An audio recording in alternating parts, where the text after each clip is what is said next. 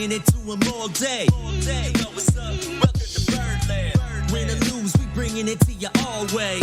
You know what's up? Welcome to Birdland. Orange or black, we rebuild the pack. No matter where we at, you know we coming back. Section 336, we on this, so tune in. You know what's up? Welcome to Birdland. Yeah, welcome to Birdland. You know what's up? Welcome to Birdland. Now, here come the boys from Section 336. Ladies and gentlemen, boys and girls, Baltimore sports fans of all ages, welcome to Section 336, the next generation of Baltimore sports talk. I am your endearingly stuttering host, Matt Sroka. As always, I'm joined by the button lover, Josh Sroka. Hey, Matt, how you doing? Good, Josh. Good, Josh. How's you got snow up there, right? We got a good bit of snow. Yeah, I don't know, about 4 inches maybe. So 4 inches is the perfect amount of snow for the age of your kids. Yes, and it was good, it's not overwhelming. Fluffy snow. Today it had a layer of ice today, but yesterday it was good fluffy snow.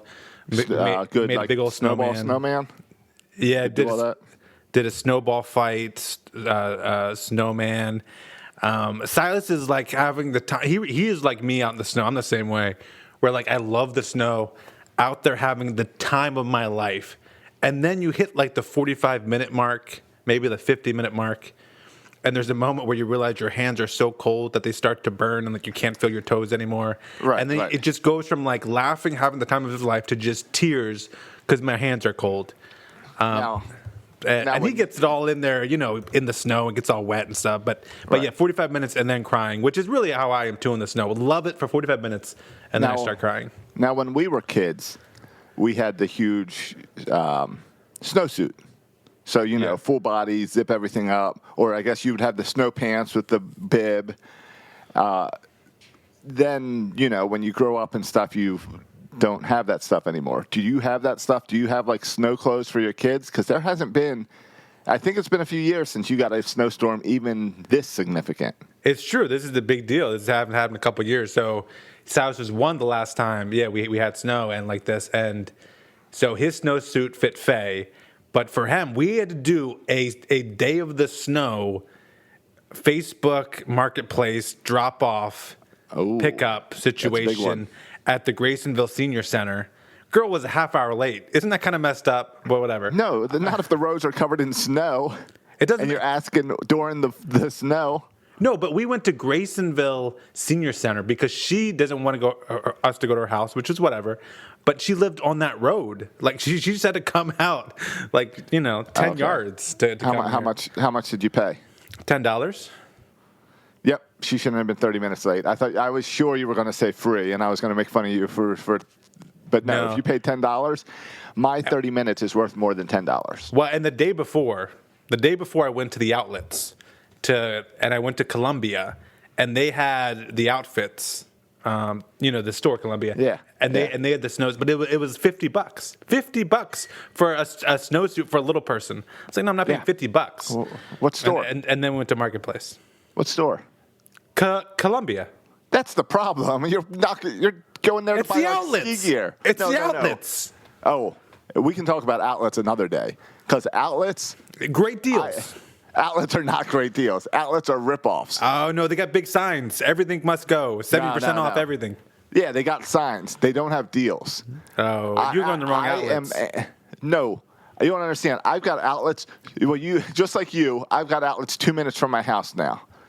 And I've got outlets all over the place down here. Well, maybe that's a problem. We don't have outlets on every street corner like you do in Florida. You have an outlet 2 minutes from your house. Yeah, Queenstown outlets. But then there's no other outlets around. You got to go to, Ocean City or Here's the deal. Delaware. Outlets used to be impressive. When we were younger, outlets were good. Even when we became young adults, outlets were fine. Here's the problem. You don't find deals at outlets anymore. The stores are smart. They put their junk on the internet or into these rugged warehouses or Burlington Coat Factory.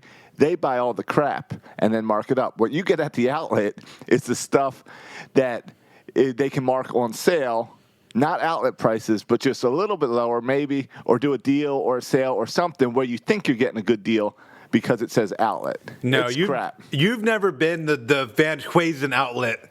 The Van Huizen store at the outlets, you can get dress pants $15. You can get the best deals there of all time at the Van Huizen. That's where I get all my work clothes at Van Huizen right there. How much do you pay for a pair of pants at the Van Huizen outlet? I don't know, probably like $20, but depending on the sale. Usually have, you buy a couple pair, you get a discount or whatever. I don't know. Yeah, and right now I'm on the vanhuizen.com. Yeah. And you know how much a pair of pants are? Probably $30. $20. Well, that doesn't include the big sign that says 70% off everything that they also have going on there, okay? Oh, yeah. Are you on the website? No, I'm not on the website. Because there's a big sign when you go to the website. You know what it says? What, 70% off everything must go? That's Up what to the outlet says. 75% off site-wide prices marked. Yeah. It's the exact same sign you see in an outlet store. All right, I'm gonna do some comparison. I don't think that's true, but besides, I don't order. You don't order dress pants online. You got to go on into the store and try those puppies on. I don't know. I order my jeans online. But Wouldn't that be the same thing? Yeah, but pants they fit differently, right? Yeah, I did have to return. Well, what you do is you pick one brand. You might have to order a couple copies to figure out what cut you like in that brand, and now I'm fine. Yeah, and then you're doing the whole Warby Parker, let me try on a bunch and mail some back. I don't mess with all that I stuff. ordered one. They were a little loose, so I sent it back to the jean place, and they sent me a new one, and they're now my favorite jeans. All right, fine. So then I just keep ordering that same jean. What brand are those jeans? Mugsy. Oh, Mugsy. Okay. Mugsy. Is that some designer jeans you pay a couple $100 for? Yeah, they're like $100. They're expensive. Okay. For jeans. All right. But I'm more of an Old Navy guy when it comes to jeans. Yeah, I am 41 years old now. I can have nice things once in a while. That's a go. And I like my jeans that feel like sweatpants. Well, you can get a better deal at the outlets at Old Navy outlet. So I'll take next time you come in town, Josh. I'm gonna take you to the Old Navy outlet and get you a pair of jeans. I've got an Old Navy outlet right down here. Okay. It's junk. I went to the Nike outlet right down here. It's where I got my baseball cleats. You know how much my baseball cleats cost me at the Nike outlet? The Under Armour, yeah, I agree. The Under Armour outlet has no deals. $70. Yeah, I'm pretty sure I could get a better deal at Modell's, but I don't have a Modell's near me, and I wasn't going to drive. Is Modell still a thing?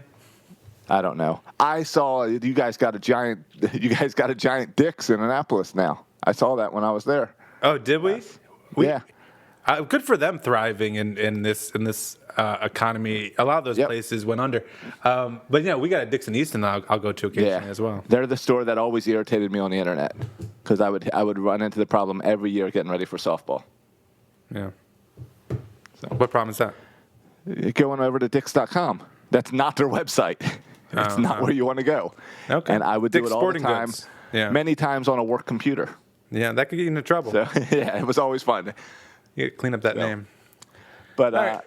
yeah, we. But you had no you. snow in Florida, I'm guessing. No, it was 80 degrees yesterday. It was pretty nice. Today it got a little chilly when the sun went down and dropped down to around 55. But I still at school today. Okay, roads are terrible. Still at school. They didn't shut down your school? They're virtual now. Yeah, but they didn't shut down. I was sure Maryland was still going to shut down virtual schools. It depends on the county. And around county, they shut it down. But here in Queen Anne's County, we had school. Parents were not happy. No, because you guys barely have internet over there. If those lines freeze, you're losing internet. Yeah, I know. We have some kids who come to school for the internet, and even teachers come to school for the internet. Had to go knock off all that snow off the satellite dish. Yeah, exactly. I like that.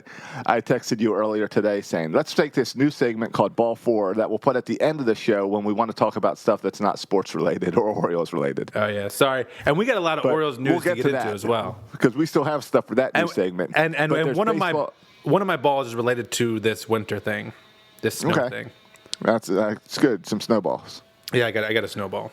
All right, good. We'll get to that. I think that's going to be a fun new segment to fit in each week. But we do end up talking. Every episode starts with what else is going on in our life. And right now for you, it's snow and apparently outlets.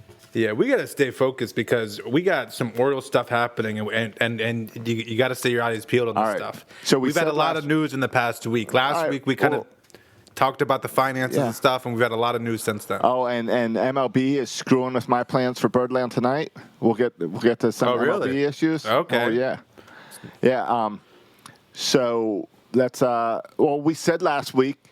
Also, I think it was James that sent us a message this week. James, thanks for the kind message. I highlighted you on Instagram this week for saying you really enjoyed last week. I think last week was a lot of fun because we got to trash Masson, which is always fun. Yeah. But we mentioned last week that we are going to quickly, like, kind of start each show with talking about the state of the Orioles. Right. So, Matt, for February 1st, what is the state of the Orioles? Well, I laid out last week a couple clear warning signs, like things to look for fans, things to look out for. One of them was earlier in the offseason, Mike Elias said unequivocally he's looking to sign a veteran shortstop, kind of to replace Jose Iglesias. Right. So I said if they didn't sign that shortstop, it meant they have no money to sign that shortstop. Yep. Well, we know this week, and we can get into a little bit more later, but they did sign a shortstop, Freddy Galvis, a veteran shortstop who fits the build of replacing Iglesias. Okay, so that's a good sign. That's something that could have raised the stock. Yeah. Yeah. Yeah. So that would have been that sell button. But no, this is not sell. This is that was right. Reddit was starting to run the Orioles this past week. It was looking good until Monday. Yeah. Monday, Robin Hood had to get involved and shut it all down. Yeah, yeah. I mean, you can only give the little guy so much taste of freedom until you got to shut them down and put them back in their place. Yeah, Oriole fans were getting a little too excited about this year, focused. Yeah, remember who you are here, little people. No, and so that's a good sign. So that was one of my warning signs that we avoided because we signed that veteran shortstop. The other thing I said, right, is to look for this package deal of Santander and Cobb, right? If you see Cobb being traded along with an established player like Santander, it was a total salary dump. Right. Well, we just heard prior to the show that Cobb has been traded. Yes. Not with Santander, as far as I can tell. No, and that's why we have to eat half the salary. Right, but we also showed that we were willing to eat seven, whatever. The numbers hasn't been announced yet, but they said it's about half or over half, which again shows that the Orioles financially must be doing okay if they're willing to eat half of that contract. So that's another good sign. You can't say that's a good sign that they're willing to eat 7 because that means they weren't willing to spend 15. Well, no, but I would argue that they ate 7. They ate 7 in order to get a better prospect. Okay. I bet they could have traded Cobb and his full contract for a lesser prospect. But I see think what you're saying. They ate $7 million in order to get a better prospect, meaning they put the prospect above the finances, which is a good sign. All right, that's an interesting take. The guy looks interesting. Looks like a better trade prospect than we've gotten in a while. So, okay. All right, so with the state of the Orioles for February 1st, we going up from last week or down from last week? Big time up. Big time up. I'm not big going time big up. time. I'm going to go a slight up. Because the two things I warned us about is trying to sneak Cobb's contract in the Santander trade and not signing a veteran shortstop. We avoided both those scenarios. So to me, the stock is way up. Okay. All right. I'm not going to say we're going to go out there and sign Trevor Bauer and Azuna next week, but we may. I mean, our stock's going up. Who knows? Right. All right. Fine. I'll give you the stock's going up because it's way easier to have to make a move like that when you don't have to actually play a game and field a rotation and a team. So, all right, for today, the stock's going up. Yeah. Yeah. I mean, did they? Yeah. I mean, they showed that they're willing to spend money. I mean, it wasn't a big contract for Galvis. All right.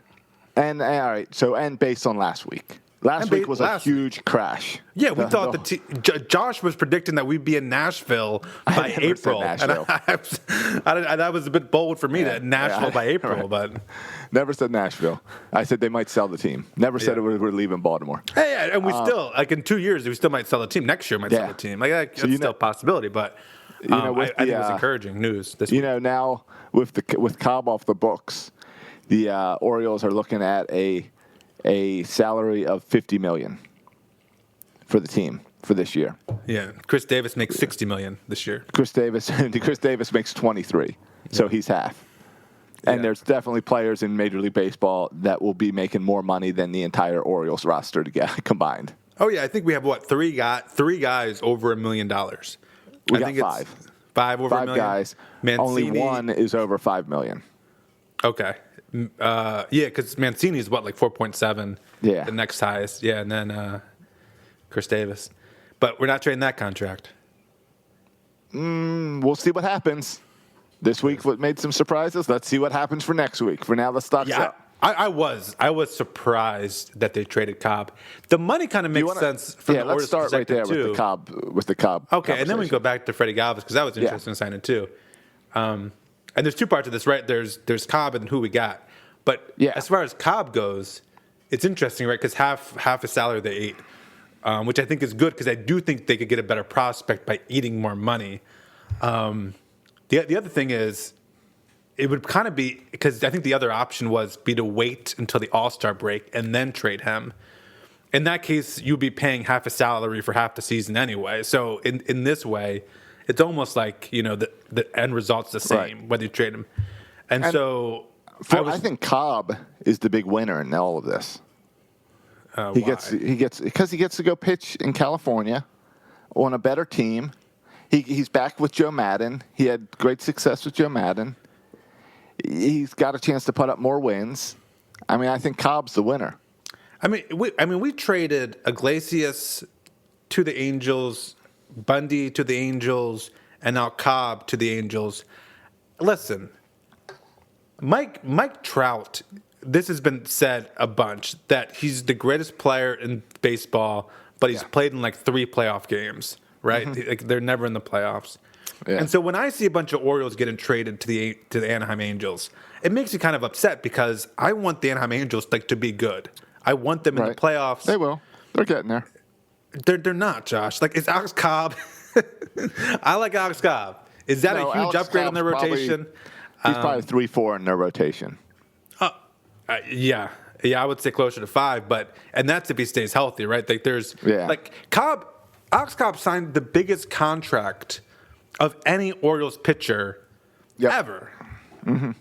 And he spent, obviously, half his contract on the injured list, whether it's blisters or hip or knee. He had all kinds of injury issues with us. So he's undoubtedly a disappointment. Though we saw, like in spurts when he was healthy, he could pitch pretty well. But all in all, it was kind of he did not play well for us. It was no. He only started not a good contract. No, he made 41 starts for the Orioles over 3 years. Over 3 years, yeah. What are you talking about? And 29 of those he made in 2017. So that shows you how bad it's been. Yeah, it's been really bad. A really bad contract. And he went 7-22. Not good, and a 5.10 ERA for the highest paid pitcher we've ever brought in. Yeah, that is worse than Ubaldo. Yeah, that's the next highest guy will be Ubaldo Jimenez. So we don't have a good track record here with signing veteran pitchers. But I'm glad we were able to get something in return. We can talk a little bit about Jahmai Jones. Jahmai Jones was the number 7th ranked prospect. I saw 11 in their team. Okay, well 11th as well. Here's what I'm just reading. But he was like their number 1 overall like 3 years ago. Yeah. Apparently he just hasn't really improved in the minors. Yeah. Here's what this is. Just a quick write up from Prospects 1500 on Jahmai Jones. They were having ranked 7. They tier people in like tier 1, tier 2. He's tier 3. I see. He is 7th now. He dropped to 11th last year, and now he's back up to 7th. Okay. And the write-up says he's 23. The clock is running out for Jones. Once an exciting second base prospect, constant changes in position and swing have given him trouble. He was able to make it to the majors last season, but the Angels have a maxed out position roster, so sticking there was and will be an issue. Jones is an average fielder with decent speed, but not much of a base stealer. The bat is solid, and he has the ability to get on base. His power is more for hitting doubles with the occasional one going over a wall. Perhaps with a new regime, there will be less change with him, and he can simplify things. So a couple of things stands out to that. First of all, his position at being a second baseman. This is where we need help, kind of our middle infield depth. The second thing that stands out to me is it mentioned that first and the second sentence, constant changes in position and swing have given him trouble. Position, I assume their main defensive position. I don't know why that would have him have trouble hitting the ball, but whatever. And then swing, constant changes in his swing. I mean, based on what we've seen from the Orioles' kind of developmental system, maybe we can help out with that kind of more consistent swing. I think is turning into an Orioles strength. So that's encouraging to me. But, like, I'm always skeptical. I know, like, a seventh-ranked prospect in their system, in their poor farm system, right? Like, gets people excited that he was number 7th. But also, like, the Angels know Cobb is going to be their 4 or 5 starter. I don't think they're for 1 year. They're not, and has an injury history, so they're not giving up anybody that they saw as being an everyday major league player in Jahmai Jones. Is this Tim Beckham 2.0 for the Orioles? Yeah, I think that that might a guy be an that was comparison. a middle infielder that was supposed to be good, who had all the potential and never really showcased it in the majors. Yeah, I would have to go back and look at that Tim Beckham. I mean, Tim Beckham, I think, was older when we got him, and right. So, but was also like more highly touted than this guy. So yeah, this is like a poor man's Tim Beckham, and we're getting him, I think, at a younger age. A couple of things about Jahmai Jones that you won't find on any Masson report. Okay. A couple insider information here about Jahmai Jones. He likes to say golly a lot. Golly? Yeah, he's a golly guy. Like, what's a golly? I don't know. He makes an error. Oh, golly. Or he sees someone hit a big home run. Golly. Like Josh Golly? Like, he uses the term golly to describe different situations based on his intonation. It could be a good thing or a bad thing. But he's a fan of golly. He uses that word a lot. Okay. Okay, you won't find that good anywhere golly? else.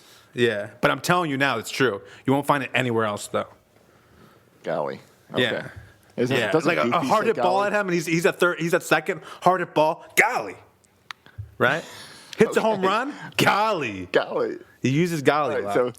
So he's like Groot, and that's all he says is golly. Well, he says other things, but golly is his go-to.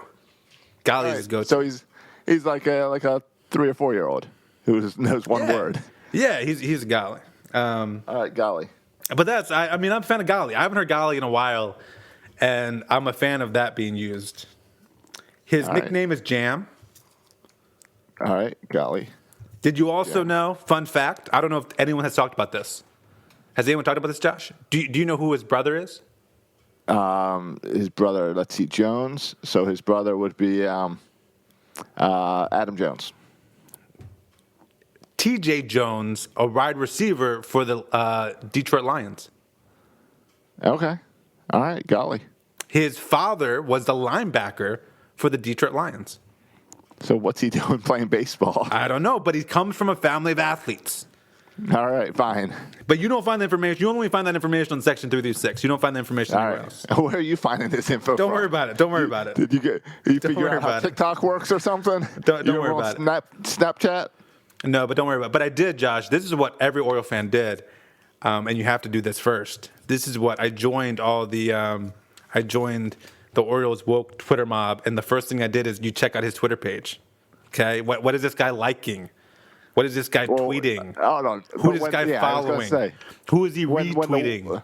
When the woke Twitter mob goes after him, it's all about looking for one thing. What did he like when he was 13 years old on Twitter? Like, you got to go into history here. And I tell you what, Josh, I checked the Twitter. I see. Stop the steal in his retweets. He is no. No. He's good. He's perfectly clean in his Twitter. He might as well fool his Twitter with golly. No, you're missing the Trump. He's a Trumper. Josh, stop. He's not. We can talk. He's the opposite. He's not. Is it Jahmai Jones? Jahmai Jones. I'm on his Twitter right now, and he retweeted something about you're misreading the headline. Stop the steal observations. Yes. How about how it was all nonsense? Maybe read a little bit. No, I'm not reading it. Yeah. Okay. But no, he's very socially conscious from his Twitter. Good. He is he seems like, and his favorite word is golly. Like, he seems like a legit kind of great dude coming from an athletic background. Nicknamed Jam, great nickname. All right. Sponsored by New Balance, Evo Shield, Wilson, and Franklin. Yeah, look at you looking at his Twitter page right now. When I've been doing research for the past 24 hours, you log on live during the show and try to do a little research to keep up with me. If you want to keep up with me, Josh, go Google Google Jahmai Jones. Go to YouTube. Look for his mic'd up. That's where I found him saying Golly all the time. Look for him mic'd up with the Angels. And I watched highlights of him mic'd up. All right. That's where I got the Golly information. All right. I'm not going to do that while we're recording the podcast. I will do that afterwards. Yeah, you should. It's freaking good. Just says Golly all the time. Like, that's what it is. Okay. Yeah, I think he's going to compete at second base. We got Yomar Sanchez there right now, so I think that's going to be an open competition. I think Sanchez could also move to third base, so I think it's going to be I think it's going to be an open competition at the second base position and maybe third base. Ruiz should be concerned about his job. But yeah, I think it's another guy. You can throw Rylan Banning, like he's another type. I think that type of guy that could either be a utility role or fill in every day at second base. We'll have to kind of wait and see. All right. He's also on Cameo. I will be reaching out to him on Cameo to see if he will come on Section 336. Yeah, he has that. The Jam Jones. He has a career batting average of something like 429. So how would you like that? How does that sound? Career batting average of 429 in the majors. No, that's only over the course of 7 at-bats, but still. I was going to say, he's only had like 2 appearances. Yeah, 7 at-bats, but still. So it's surprising in that you could have a guy who's competing for an everyday job, who's young, who's 23 or 24, young, competing for an everyday job, and you got him for Alex Cobb. So I think that's, I think all in all, it's a bonus. And then if you care at all about the Angel fans' reaction, like that tells you something. The Angel fans are irate. They are like, they are mad about the trade. So they like this kid. Well, it's hard to tell if they like the kid or if they just hate Cobb. But as opposed to other starting pitching options that are out there, they're not happy that Cobb's their guy. Okay, I can understand that. There was some misinformation going out there too. Like when the trade was first announced that Alex Cobb was going to the Angels, like Eric RDT, friend of the show, I think. He tweeted out like a picture of Mike Trout in the Orioles uniform. So then I thought maybe the trade would be Cobb for Trout because Eric RDT, he's in the know. He knows about these things. But it turns out the trade was not Cobb for Trout. And so Jones was a little disappointed when it wasn't Trout. And so I don't know if – I remember people gave a hard time to Dan Clark when he got the Manny Machado to New York thing wrong. I wonder if people will give RDT a hard time for getting the Trout for Cobb thing wrong. But, we'll wait and see. I'm pretty sure there's a big difference between one person who thinks something's really going to happen and one person that tries to troll on Twitter. Oh, you think he got me with a little troll? I'm guessing that Trout for Cobb, we would have to eat a lot of salary and probably I'm trying to think, how would you even make that even financially work that the Angels would be attractive? I think we'd have to give them Camden Yards. Well, I was thinking about it. Like, what would you trade for Mike Trout? This might be an interesting. I just did a little experiment here thinking about it. And, like, maybe if you packaged. There's no way. Well, you think if you packaged a Ryan Mountcastle, a Trey Mancini, a John Means. You throw maybe Alex Cobb, throw him in there too. You maybe throw the 4 guys. All right, let's go back to 1997. What would the California Angels have to trade to get Cal Ripken Jr.? You can't trade whatever 5, 6 years, 10 years ago. What would we have had to trade to get Alex Rodriguez and Derek Jeter? You can't trade the face of your team. Right. Mike Trout will die an Angel. I know, He's not going anywhere else. But it's a fun thought experiment to think how many of our best players would equal one Mike Trout. All of them. Right? Plus Camden Yards. Yeah. We don't have the value. What about Adley Rutschman? Right now, Josh, Adley Rutschman for Mike Trout, straight up. You signing that deal? Of course, I'll take that. As an Oriole fan, if you want to give me Mike Josh, Trout, you haven't read this guy. I just read a report saying someone tweeted out that Adley Rutschman was compared to a bat of Mark Teixeira while also being one of the best defensive catchers in baseball. And Matt Wieters was declared to Jesus Christ. Joe Mauer with power. And Joe Mauer with power. Yeah. I mean, you can have, if you want to give me Mike Trout, you can have the top 5 people in my minor league system. I don't care. Show me a guy that's proven like Mike Trout that amazes me when he plays versus 5 guys who are supposed to be apparently better. Yeah. I'll take the guy I know. The Angels are now my second favorite team. I'm between Bundy, who I like, Cobb, I like Cobb, even despite the terrible contract. Iglesias, whatever. I'm now, and I love Mike Trout. I'm now rooting so hard for the Angels. What's that? Ohtani's fun. Shohei Ohtani is fun. Ohtani, yeah. Doing the whole pitcher-hitter thing. And they got Rendon. Yeah, I don't understand how they never win. The Angels are a fun team. And the problem, I feel bad for the Angels because the Angels are like the stepchild in California. Because you've got the Padres, and they've got the young guys. They're exciting. They're making the moves. You got the Dodgers, who got all the money invested. Yep. They're the Yankees of the West Coast. And then you've got the Los Angeles Angels that every 10 years can't decide if they're L.A. Angels or California Angels, and the flip-flop. And then everyone kind of hates because they have the best player in baseball, but no one can ever see him in the playoffs. Yeah, like we all, right. Everybody respects and loves Mike Trout, and he doesn't get anywhere. Yeah. I hope they can make the playoffs for Mike Trout. I do too. I really do. But I'm not going to say the Angels are one of my top 2 favorite teams or whatever you just said. I won't go that far. They're my favorite team. I like the Padres too. You sound exactly like the people you were making fun of for rooting for the Braves because they had former Orioles. Yeah, that's true. I like the Braves because they had Darren O'Day and Nick Markakis and whoever else was down there. Yeah, that's true. I do not like those guys.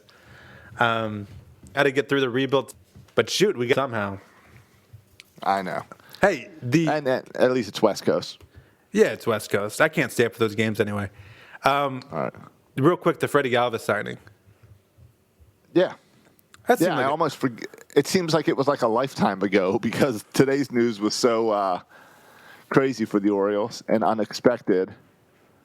Yeah, but Freddy Galvis, 1-year deal, $1.5 million? Yeah, it's typical Orioles deal. It's what the Orioles do. Well, Give a veteran a low salary and bring them in. Yeah, I was looking at Fangraphs does their top free agents, and they crowdsource how much money they think they're going to make.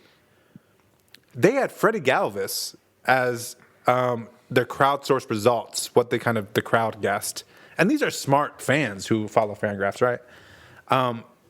2 years, $12 million. Yeah. And we signed him for 1 year, $1.5 million. So instead of $6 million a year for 2 years, we got him for 1 year for $1.5 million. I think it's the COVID drop and the fake year that 2020 was because he had a really good season in 2019. Yeah. So I think it's that affecting the money. I'll tell you my favorite part of the contract is that he has a bonus if the Orioles trade him. In other words, the Orioles see this as a quick rental. We're going to trade him in July. If he's good enough that we can trade him, he gets an extra $250,000. Yeah, that's my favorite part. Yeah, that's a smart deal for him, right? And that's saying, hey, play well enough so you can get out of here. Right. And it's totally all right, let's be realistic about it. Let the Oriole fans know up front, hey, this guy's just going to fill a hole. This guy needs to get some attention and do a little rebuild of his career. I hate to say rebuild because he had a great 2019, and even 2020, I think he was okay. So just this guy needs to get some attention. So he's going to come and try it out here until someone pays up the money. Yeah, like some players that have in the contract to make an all-star team or to get, 100 hits or to have, 50 RBI. For him, it's to get traded. That's your incentive. It's great. It's perfect. It's what every veteran that comes to the Orioles should do. It also shows you the priority of the Orioles is to flip veterans for draft picks or for young guys, talent. Yeah, so we still don't know who the shortstop of our future will be. But I tell you Richie what. Martin. Yeah, okay. Keep on Forget me saying about that. him. Well, he got hurt again. He's gonna be I know, a he's late hurt. start to spring. Classic Richie Martin here. Poor Yeah. guy. But I'm okay with it. I just look at the free agent market this year, and then people are already talking about the shortstop free agent market this year. And by the way, a bunch of more shortstops become free agent next year. And this year, the top shortstops, Simeon, Simmons, even Gregorius signed a 2-year deal. All the other guys, 1-year deals. Like a bunch of players signing 1-year deals. And so I think there's going to be a lot of shortstops to be signed in the next couple of years. So if that's the one position where like you can't develop, if Gunnar Henderson turns into a third baseman or something and you can't develop a shortstop, I feel okay where if that's the position you kind of want to spend some money on to fill that hole at shortstop, you can do that. So I don't stress as much as other people do that, oh, we don't have any shortstops in our farm system. Well, okay, if that's okay then. That's one spot we can fill in free agency. Now let's just make sure we have a second baseman and third baseman and stuff like that. Yeah, and you know what? Freddy Galvis, I was just looking. He did have a down year this past year, but I can't blame anyone for having a down year in 2020. It was so weird of a year, yet season short. So like one bad streak and you're going to have a bad down year. But I seem to like the guy from like a Reds player. I don't know him or see him on Twitter or anything, but just he's a guy, a name. It's rare that the Orioles sign a name that you know. Yeah, he's a veteran, 31 years old. He's been around for a while with the Phillies, and again, we got him from Cincinnati, or he was most recently with Cincinnati. His projected WAR this year is .8, which, as far as free agent shortstops, put him at kind of at number 5, behind Simmons, Gregorius, and Enrique Hernandez. He's right next to Jonathan Villar, who's also projected to get a .8 WAR. He's got that left-handed power, which is great for Camden Yards with the flag court. Yeah, switch hitter with a little bit of pop. Yeah. So I mean, it's the same type of move the Orioles make every year with a veteran pitcher. It's Tommy Malone as a shortstop, or Wade LeBlanc as a shortstop. Yeah, I mean it's very similar to Jose Iglesias signing, right? Yeah. It's just the same. And I'm sure that's part of why the trade thing came into play, because they said, oh, well, we saw what you did with Jose Iglesias. You're going to try to do the same thing with me.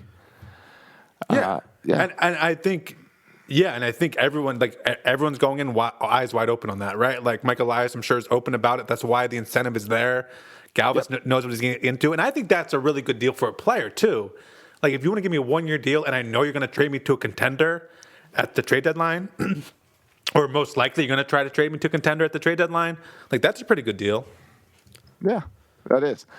All right, so the Orioles, we already covered up or down this past week. This looking ahead, they're going to have to sign a veteran pitcher this week, right? Or next week, coming up soon, they're going to want to sign a veteran pitcher to replace Alex Cobb, right? Well, I tell you what, and Rocco Bacco said that they already have some major league contracts offered to people. I don't know who those guys are. Okay. Certainly no one good, but you're Tommy Malone. Why is that not leaked out yet? Well, I mean, I don't know how often you put an offer out to somebody and they. Yeah, true. But they send some big guys. Here's a $1 million offer. Yeah, I know you're projected to get 20. Here's a $1 million offer. Just so if Oriole fans ask, yes, we tried to make you an offer. Yeah. Yeah, Trevor Bauer, I know this isn't when you want to sign. We're not going to give you that type of money. But 5 years, $2 million, in case an Oriole fan asks, we made you an offer. I mean, you joke, but I think that's probably something similar happened with Freddy Galvis, right? Where he was crowdsourced to make $6 million a year, and we said, well, here's $1.5 million if you want it. And he said, okay, I'll take it. Yeah. Do you think Mike Elias answered the phone, wait, what? You're going to take it? Yeah, like maybe Mike Elias has like $1 million offer out, $1.5 million to every available top 100 free agent, and just hope someone picks it up or accidentally signs their name or something. But no, like when we had Alex Cobb, I didn't really understand why we would sign another veteran pitcher. And now, even without Alex Cobb... Well, that's because you're looking at it as the fan. We want to see the young guys. Yes.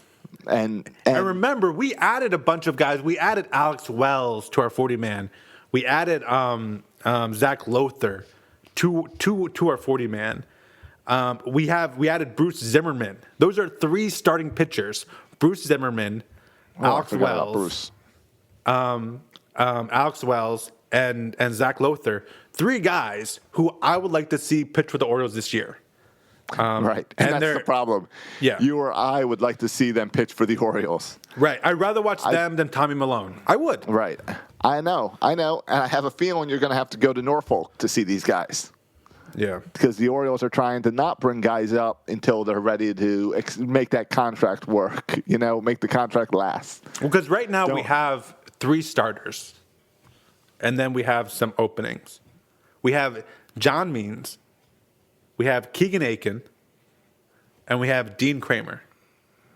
Okay. And then we have Jorge Lopez, Bruce Zimmerman. If you want to get into like Tom Eshelman, I think he's still on the team.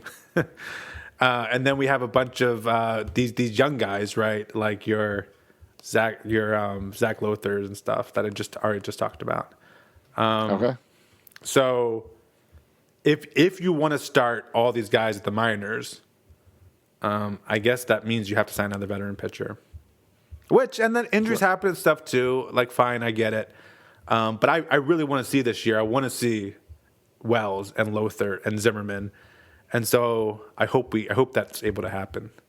But as long as that will happen at some point, I'm okay with signing a veteran pitcher that you hope to trade at the deadline. Fine, I'm okay with that. Yeah. All right, and I think something's going to happen like that. But if they don't do it, I would actually be happy. But if they do it, I'm okay with it. I know you would. Yeah. But I'm expecting it to happen, and I think you're going to see the same type of trade calls, bonus structure if you get traded, because it makes a lot of sense for the Orioles. All right, on Tuesday of this past week, John Heyman tweeted out, the Braves have kicked the tires on Orioles star Trey Mancini. Nothing serious yet, but the Braves need offense. What do you think? Or do you think the Orioles are actually open to trade in Trey Mancini? We talked last week and said it would kind of be crazy for them to do. And nothing like how do you trade a guy coming off of cancer and the whole Fight 16 campaign of this past season? But if you're Josh, Mike Elias doesn't care about people; he cares about numbers. Josh, if you're Mike Elias, you put yourself in Mike Elias' shoes. Mm-hmm. Let's say the Braves don't blow you away, but they give you like a fair offer that you're like, oh man, like I don't see Mancini being part of the long-term future. We can't extend him. We have a bunch of outfielders. This is not a position of need. And here's a bunch of really good 2-3 really good prospects who we think can help the team. How tempted are you to pull the trigger, Josh? Or for you, is Trey Mancini kind of untradeable just because of what he means to this team and what he's been through? What would you do, Josh? I think that if I'm Mike Elias, I think we've had this conversation. You're not Mike Elias. You are the GM of the Orioles, Josh. What would you do? I'm interested. In trading Trey Mancini. I will listen to the Braves. Their farm system is ranked 15th. They got 4 people in the top 100. I like Trey Mancini. He's a great guy. Can't complain about Trey Mancini. He's got power. He's got offense. He adapted really well to the outfield. But I have a bunch of outfield candidates, a bunch of outfielders in the farm system that are true outfielders. I've got this kid, Ryan Mountcastle, who I haven't been able to put at any position and him really impressed me, but he could do fine at first base. You still have a soft place in your heart for Chris Davis, who's going to have a bounce back year. Oh, yeah, I forgot Chris Davis is going to have a bounce back year. Josh, I love how you opened that question by kind of saying that Mike Elias didn't have a heart, and then you went to go all heartless on your analysis. No, Josh. No. Here's the deal. I like Trey Mancini. Josh, you said that once. You don't have to keep on saying it, okay? We've had him on the podcast. Friend of the show. But I'm open to trading Trey Mancini right now because I don't know. It's tough. I don't, Josh. I don't pick up the phone. If they say Trey Mancini, I hang up on him. I do. I hang up on him. I would like to think that Trey Mancini turns into the veteran leader of this World Series team. He seems like a nice guy. He seems like a guy you want in the locker room. But a team like the Braves have a lot of really good potential and a lot of high-ranked people, so it's intriguing. I'm not intrigued at all by it. I was hoping you were going to be the bad guy to say trade No, Trey Mancini. I don't listen to but the I call. guess I'm playing the bad guy. The guy is a cancer survivor. The guy is your face of your franchise. Exactly. You do not want cancers in your locker room. We've gone over this. Character counts. I think character counts in locker rooms. I want to put good human beings who have good work ethics and smart, good, hard baseball players. Trey Mancini, he just hits all the notes. Like, he is the type of player you want to build around. But outside of all that, I have a heart, and I'm not going to trade a guy who loves Baltimore who just survived cancer before he can even put on Orioles uniform again. I'm not going to trade him all away. that stuff for Mo. But then I also wouldn't fire Gary Thorne without letting him say farewell either. So I mean, I am not like the Orioles in a lot of ways. If there's anything we've learned from 2021, it's that the Orioles have no heart. If Mike Elias trades Trey Mancini, that would be I don't care what they get in return. It would be the most cold-hearted thing I've ever seen a GM do. Like, I can't even fathom it. I can't even the fact that he would even pick up the phone kind of makes me question that he's some cyborg and not an actual human being with a heart. He's the Grinch over there. I want to know. But I mean, we got a freaking fire sale going on here in Baltimore. Yeah. We're still in full rebuild mode, so who knows? And we've talked about the fact that everyone has a price. If we were a GM, everyone would have a price.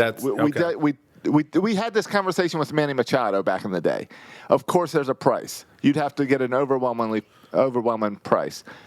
So Trey has a price. The question is not this year. Not this year. Maybe next year. This year he doesn't have a price. But okay. The question is, what is that price? And are the Braves willing to pay it? If the Braves are willing to pay it, I'm sorry, but the Orioles stink this year. It's all about the future. I can fall in love with another player. I've been through this path. I've had my heart broken before. I can get over it and move on. I cheer for Laundry. Okay. I cheer for people who survive cancer and are great people. So, no, no. It's not going to happen, so I'm not going to get all fired up about it. But if it happened, I would be shocked. I would be absolutely shocked. Trade Santander before you trade Trey Mancini. Okay. All right. Like that, I wouldn't be shocked by. Okay. Mancini would be shocked. Hey, yeah, do you want to say anything else about this? No, I mean, more Orioles stuff. Were you ready to move on? Yeah. You're going to mention who the Royals, not the Orioles, but the Kansas City Royals just signed, and it's not Jeremy Guthrie. No, I just saw something on the Orioles website I was going to mention. Oh, go ahead. And then I wanted to talk about the MLB and their offer to the Players Union. Okay, but real quick. Who'd the Royals trade? They signed free agent, former Oriole, Hanser Alberto. Oh, I did see that. Good for him. Good for Hanser. Well, is it good for him? Because he was signed to a minor league deal. So that shows how much other teams thought of Hanser Alberto. That he didn't even get a major league deal. He got a minor league deal. Yeah, but the Royals are pretty crappy. So right. A minor league deal is going to get you a shot on the major league team. He's going to make that team. And I'm sure that's why he signed with them, to get a chance in the majors. But still, that he could not find a team to give him a major league contract says something about him. And so maybe Mike Elias was right for not re-signing him. But Gotcha. Do you know, like, I was going to ask you, like, if the Orioles, because I don't see the ads down here, are the Orioles already selling tickets and season plans for this season? And they are. I went to their website and you can buy it. Okay, I haven't noticed anything. So I saw something and it said new for 2021. And it's got the bobblehead thing, the flex pay. Those things aren't new.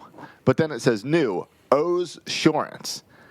So I saw that, and it says a new free fan assurance benefit included with every ticket that guarantees your investment in Orioles baseball. So I saw this, and I said, hey, does that mean, like, is that like a new way to say, like, if the Orioles don't win, you get a free ticket or something? You know how they've done in the past? I would assume Like if the game doesn't happen, right, you still get your ticket. Yeah, apparently it means if COVID cancels the game, we'll refund you your money. Yeah. Isn't that just standard? Like, are we going to play in a world where the team doesn't have that, or did they just say, "Hey, we are forced to do this, so let's find a cool marketing way to say if you buy a ticket and the game is canceled, we'll refund your money." Josh, I don't think you should sneeze at insurance. I mean, there's a lot of Americans walking around who can't afford decent insurance, and here the Orioles probably offering a very good deal on insurance, so maybe they can take that to the local health clinic. Yeah, insurance is free, so you've got that going for you. That Democrat-run, I knew John and Lou's Democrats. Free right insurance for everybody. Give me a break. Who's paying for that? Member. Apparently, you only get this if you're a Birdland member because every Birdland membership comes with insurance.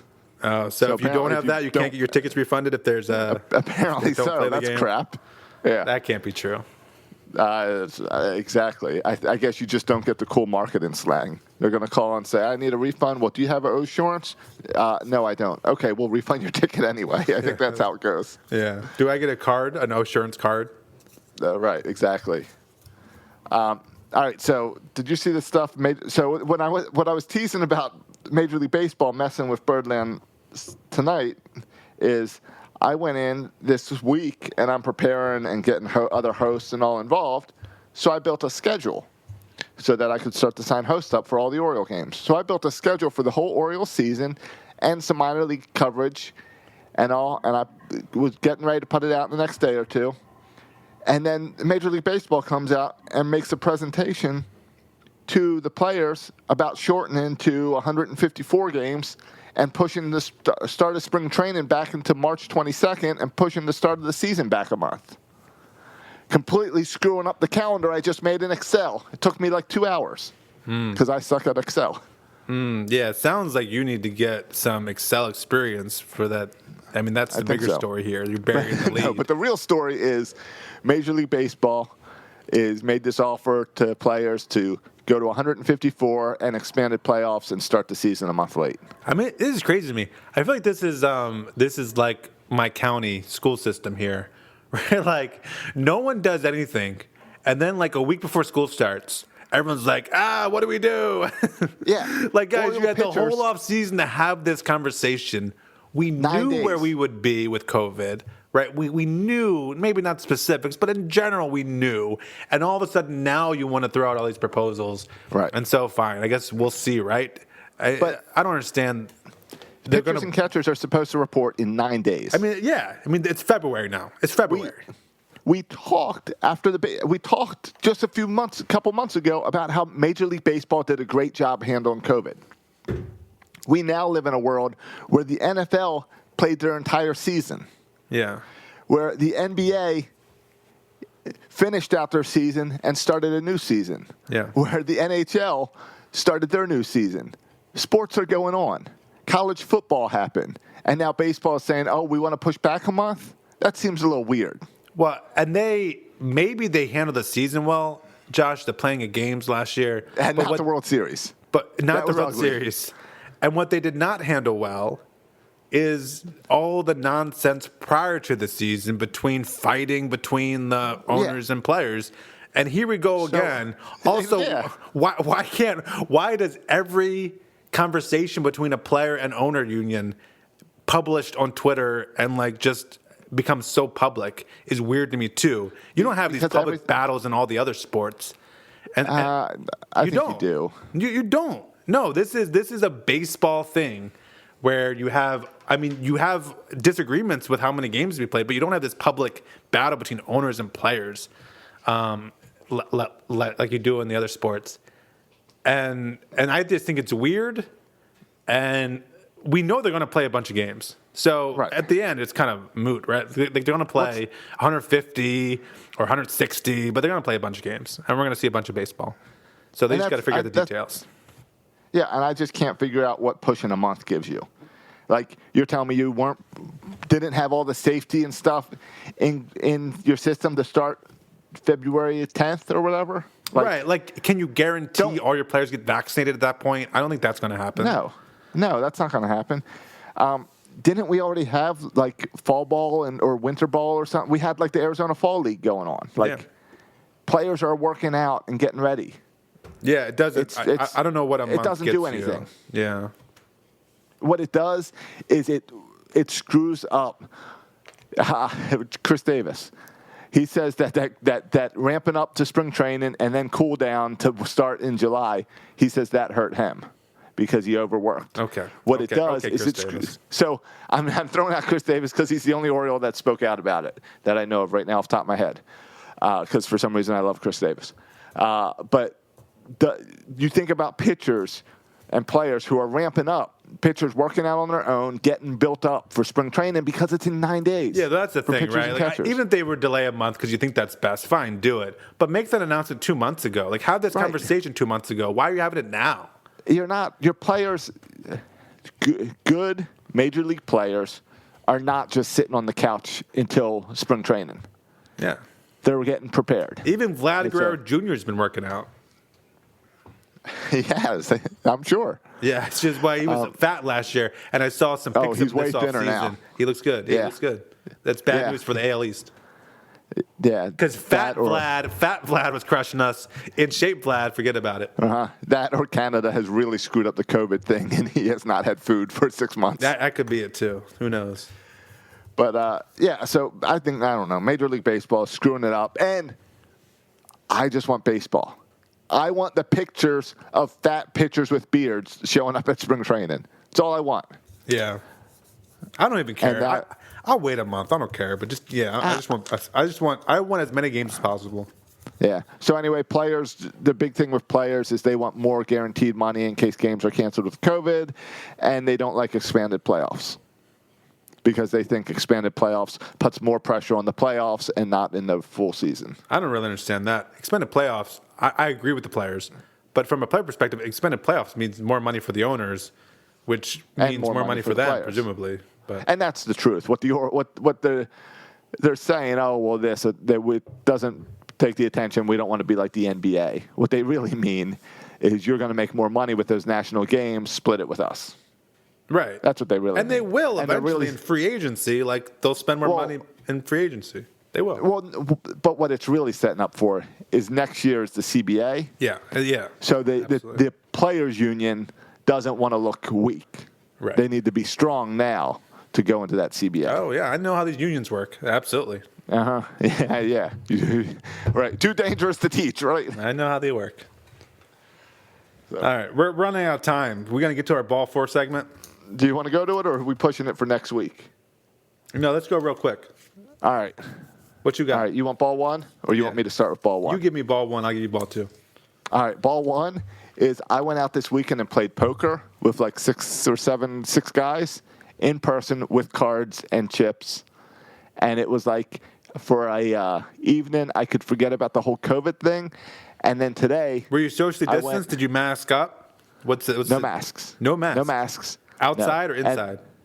Inside. I was inside without a mask with other strange men. Okay. Anyway. I don't judge.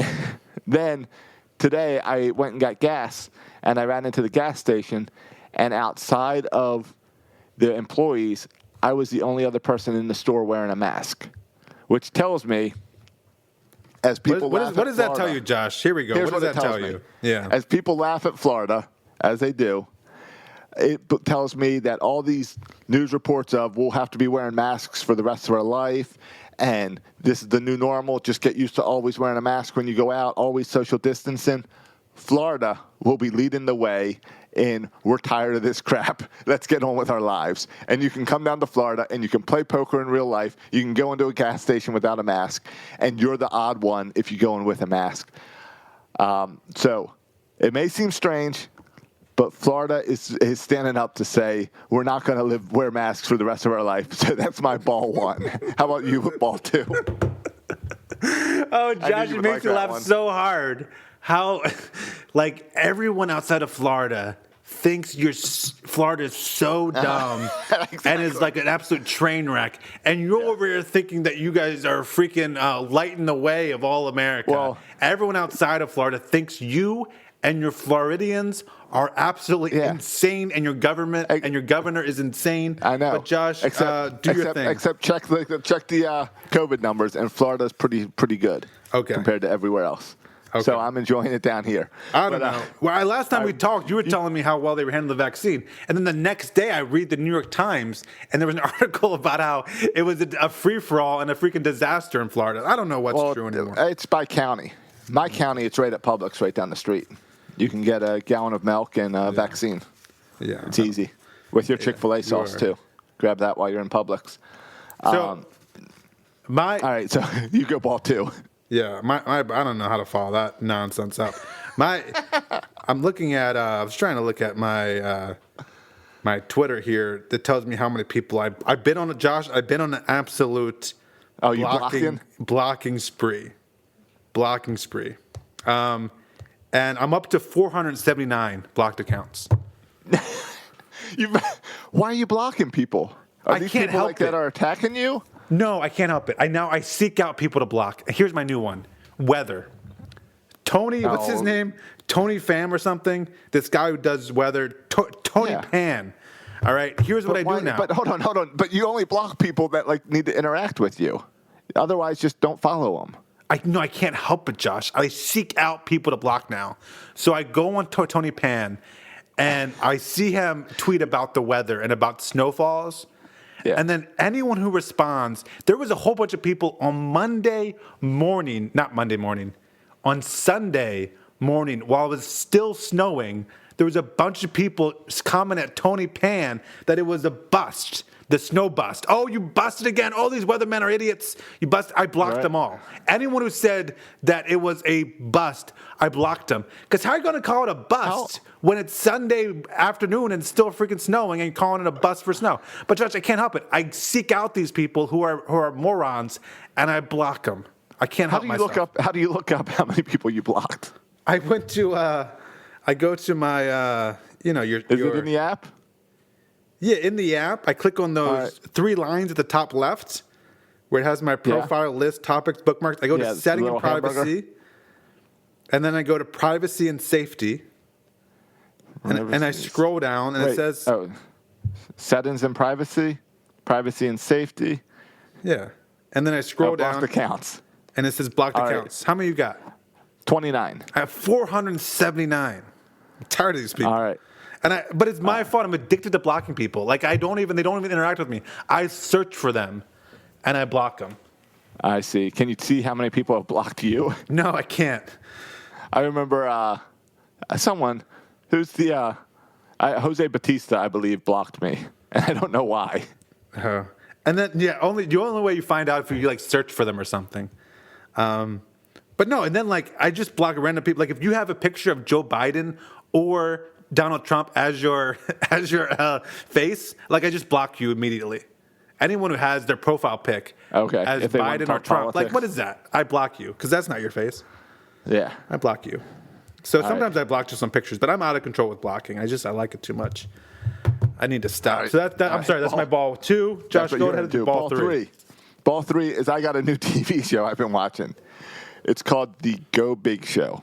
Okay. Have you seen The Go Big Show? Never even heard of The Go Big Show. Good. That means I get to explain it to you. It is a talent show. You like The Voice or American Idol and that type of stuff? Or what's the one, America's Got Talent? It's like that. The Masked Singer? Yeah. It's like all those, but it's on TBS. Okay. And it is hosted by Bert Kreischer, the big fat comedian that takes his shirt off, if you know him. I don't, but okay. And then the judges are some wrestler, 2 girls. I recognize them, but don't know. And then Snoop Dogg. Okay. Is one of the judges. Okay. All right? I'm aware of Snoop Dogg. Here's the contestants. The contestants are weird things, like a guy shooting basketballs while driving the car, or a guy who sleeps with rattlesnakes, or who shoots a bow and arrow with his feet. Does that immediately make you think of what odd thing you could do to get on that show? That's where my mind would immediately go. Or a guy who lifts weights by taking these big hooks and hooking them into his eye bones. That's just gross. And then so it's a weird stuff, and it's a stupid way they rate and rank them. But it's my new show. I've watched like 4 episodes now. I think that's all of them. And it's just weird stuff. So the Go Big show, it's on TBS. Check it out. It's just weird entertainment. Yeah, it sounds like a Florida show. I won't be watching that. It's a Florida show. I do think most of the contestants come from Florida, would be my guess. Yeah, and I bet the ratings in Florida are through the roof for that show. Yeah, I don't know. Can I look that up? Let's see.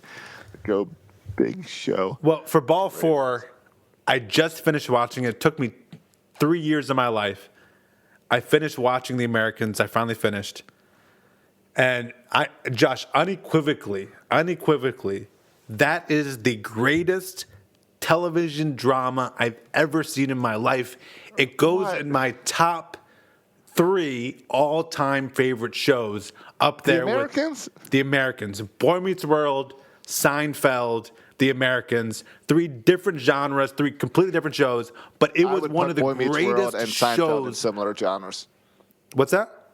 All right, fine. I see what you're saying. A family show, a comedy, and a drama. Yeah, completely different genres. But like, and just in all the finale, I laughed, I wept. I never had a finale be so perfect of an ending. You know, these shows always ruin the ending.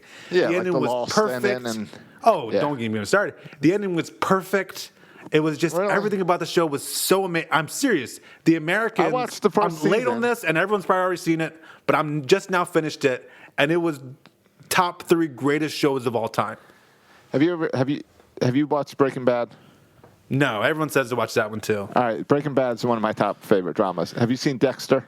Yeah, I've seen Dexter. That's a great show. All right, But Dexter's that, one of my top dramas. It couldn't keep it, right? Dexter got weird and not as good in later seasons, I think. Dexter was one of those where the ending sucks. Yeah. Thankfully, there's a new season coming out. Oh, really? They can cool. hopefully fix that. Yeah. I would argue a couple seasons. And that's a show, Dexter, by the way. Then I tried to watch 6 Feet Under on HBO, an older show. You ever see that show? Oh, yeah. No, I have no interest in that. Oh, that has Dexter in it as he works at But anyway, he's not a serial killer. And then you're like, oh man, I can't get into this because I keep expecting you to kill somebody and you don't. No, what's it? Michael C. Hall. He's in a few shows, and every now and then I'll see him in a show, and it creeps me out. Yeah. Because I can't, he is totally typecast. He absolutely. You can't be anything else but a serial killer. Yeah. So I agree with you. I don't know about. I'm not going to check out 6 Feet Under, but I will give the. I will. No, it's not my ball 4. I don't even recommend it. I stopped watching after like 2 seasons. I got bored. All right. All right. I will go back to The Americans though. Oh my because gosh. I did like season 1. Every season. That show does not have a bad season. Every season is epic and amazing. And there's so many stories that I love so much. I love the idea of 2 Russian parents and they're fighting what to do with their daughter, whether to turn into a Russian spy or not. Okay. The parents are fighting over it. It's great. And that's on Prime. Is that a streaming? Yeah, I it's know on you don't Amazon pay for anything, so it's got to be free somewhere. Where? Yeah, it's on Amazon Prime. And we can get into this ball 4. I've been watching more TV and movies lately, and I want to look at, what is it? There was just some, the Oscars or the whatever, the 2021 movie awards, Academy Awards or something. They still have those things? Yeah. But all the movies now are like on streaming stuff. So I've been going through and kind of watching some of the 2021 or 2020 award all right. movies. I can recommend some TV shows for you. Well, you already did your 2 balls, so you can't recommend any more. Okay. All right. I'll share some TV shows with you. Have you watched Servant? No. All right. Next week. Yeah, I watched. All right. Yeah, I've been watching the Disney Plus shows on. All right. All right. Are you watching WandaVision? I watched that. And I've never even seen any of the Marvel stuff, but yeah, I'm caught up. You're not a Marvel guy, so that was my question for you. I am totally sucked in because I love Marvel. I'm sucked in because I love 1950s television. Like, I love the old school. Yeah, it was great. I hope superheroes never arrive, and it just stays this old black and white show the whole time. Yeah. That's how many episodes have you watched? I think 3 or 4. Okay. There's only been 4. Yeah. So I'm up to date. All right. Okay, cool. And I also been going through The Mandalorian, too. Oh, I tried. I fell asleep in the first episode. Oh, I'm super into it now. I'm in season 2. Really? Yeah. Oh, I was deaf. But I also hate Star Wars. I've never seen the Star Wars movies either. Like, I haven't watched all the Star Wars movies. Oh, I'm doing all these things without doing the original stuff. I'll go back and watch the Star Wars movies. I tried because they went back in the theaters when I was like in high school. Yeah. And I got bored. I saw one in the theater, and I was so bored. Emily got mad at me the other day because I was like, Em, I'm going to watch all the Star Wars movies. And she got mad at me. She's like, Matt, you've been saying that for the past 15 years of your life. That's a And waste it's of true. time. But How one of can these you, days I'm going to do it. How can you get sucked? Why? Forget Star Wars. You're enjoying WandaVision. Go and watch all the Marvel movies in like the proper order. I don't really like those. It's just the same thing over and over again. It's too predictable. I don't like those hero. But then you'll get into all the characters for WandaVision. No, I just have to. I don't even know who these things are. But I like I was gonna Wanda. I just want to watch all the Wanda movies. Episode 4 clearly showed you like relations to Marvel movies. And if you watch the Marvel movie, you would know more what was going on in episode 4. I know Don't that's spoil true with the show though, because that's the episode that just came out. Yeah, with Mandalorian and WandaVision, I'm sure there's so many references that go way over my head just because I haven't seen. All right, well maybe this will be your intro into accepting Marvel stuff. I'm more. Yeah, I don't know about that. All right, but go on. There's too many movies now. I'm too late. There's too many movies. I'm too late. Go on your Apple TV app and watch Servant. All right, I'll check that out. So. I'm not watching that Snoop Dogg show. I know you're not. That's why I wanted to share it on here. Mandy likes it too. Mandy and I have been watching it together. We've also, actually, I'll save this. Yeah, I'll save another show that we've been watched almost every single day for the past 3 weeks. There's a show we've watched. I've been reading some good books too that I got to save in this Ball 4 segment. A book? I got a couple good books I've been reading. All right. I won't even share about the Obama memoir I'm reading. I won't even share about that one. Okay. And I'm not going to share about the audiobook I'm reading now. All right, good. It's How to Start a Podcast. It's a little late in the game for that. I guess if you can still read that, maybe I can still watch the Marvel movies. There you go. Right. All right, let's get out of here. All right, boys and girls, thanks for listening. Write us a review on iTunes. We haven't had an iTunes review in a while. No. Hey, and thank you for all of you over supporting us on Patreon. You can go to section336.com, and there's a support button up at the top where you can support us on Patreon or PayPal, monthly or one time, whatever you want to do. We appreciate all that. Yeah, True Coconut support us on Patreon, yeah. Yeah, helps us to do this show. I think we're going to do a live stream soon, thanks to these people. And also all that helps us get stuff like Birdland Tonight going and all. Yeah, and maybe are we going to stream another video game encounter? Yeah, I'd like to, because we played this week against each other, and I wanted to talk to you, and we weren't talking. I need to get the updated Madden, so I have Tom Brady on the Bucks. Oh, I was going to tell you. Is it on sale? EA has something called like EA Access or something on the PlayStation, and I just saw it's like $5 a month, and it has the new Madden on it. So I can just get that? Yeah, it's like Netflix for a bunch of EA games. Okay, yeah, I'm going to check it out. So check that out, EA Access, and then we can play the new Madden, which would make a little more sense than us trying to simulate the Super Bowl with Deshaun Watson running around back there. Yeah. Jameis Winston, get it right. James and Winston. I always get those two guys mixed up. Yeah. All right, well, thanks for listening, boys and girls. Yeah, check us out on Twitter and Facebook and all that good stuff. You can follow me on Twitter at Section336, where I may or may not block you immediately. And you can follow Josh on Twitter at Birdland Sports. Thanks for listening, boys and girls. As always, go Hoes. We are the bad birds, and we run this town. When we step into the yard, we must protect this house. We are the bad birds, haven't you heard? We got that underdog style, but we'll be crushing the curve. And we really don't care what the haters say. We'll be rocking from the city to the Chesapeake Bay.